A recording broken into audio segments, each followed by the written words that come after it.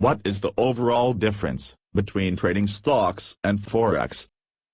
In the earlier section, we mentioned that the stock market is a centralized market, whereas the forex market is a decentralized market. For this reason, one thing we have to take notice is that there is no perfect way to measure the amount of volume actually being traded in the forex market. Even though volume is available from most forex brokers, it's derived from the broker's own data stream. Those numbers don't represent the total worldwide market volume. They are only partially meaningful and helpful as they represent a proportional measure of the total volume being traded worldwide. The second thing is that there is no uptake rule in the forex market.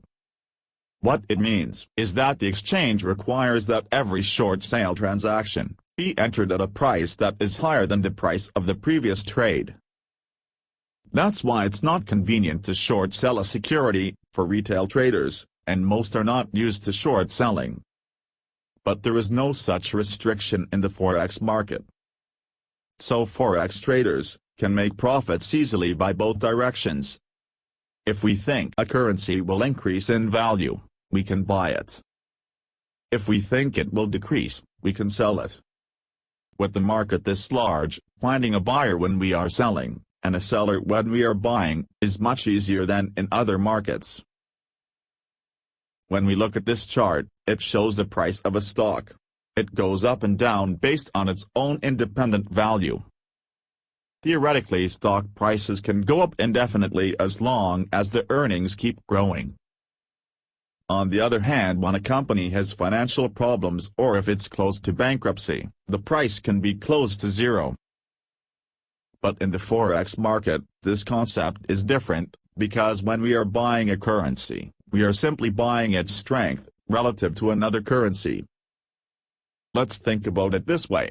The chart that we see on the stock chart is a price. But on the forex chart, it's an exchange rate. Obviously, it makes no sense if we spend US dollar to buy the US dollar.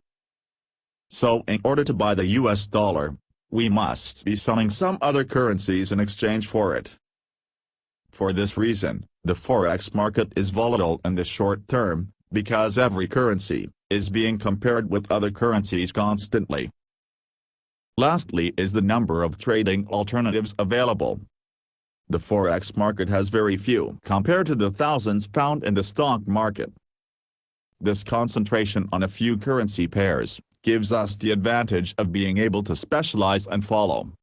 Because rather than having to pick between 1,000 stocks to find the best value, the only thing forex traders need to do is keep up on the political and economic news.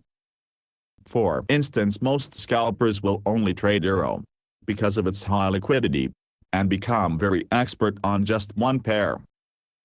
Stock traders can decide to specialize just in a few very liquid stocks such as Bank of America or Bank of China.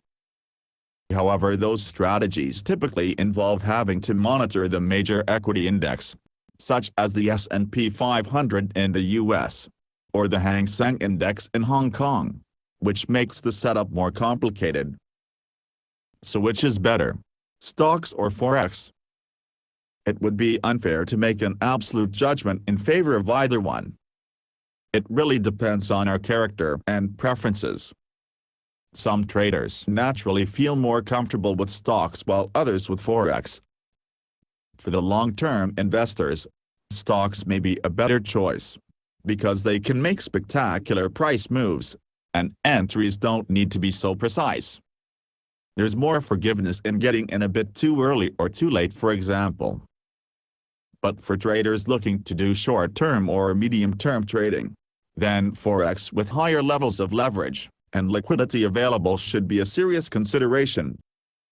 Moreover, it also requires less capital, and the scanning and filtering process is simpler than shares as well.